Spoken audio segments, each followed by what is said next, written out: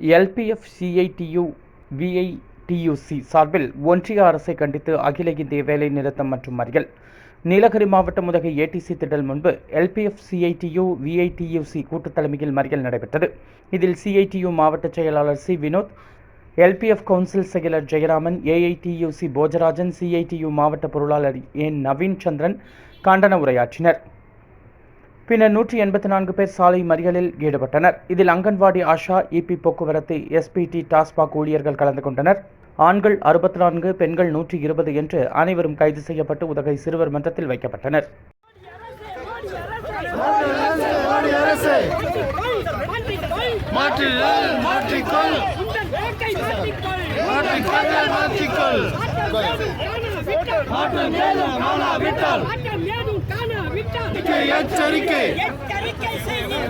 எச்சரிக்கை செய்கின்றோம்.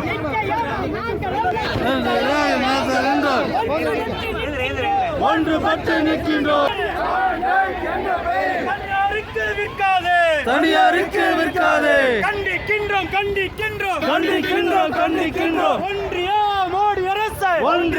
மோடி அரசு, மதவாத BJP அரசு, மதவாத BJP அரசு. கண்டிக்கின்றோம் கண்டிக்கின்றோம் கண்டிக்கின்றோம் கண்டிக்கின்றோம். திரும்ப பெறு திரும்ப பெறு திரும்ப பெறு திரும்ப பெறு.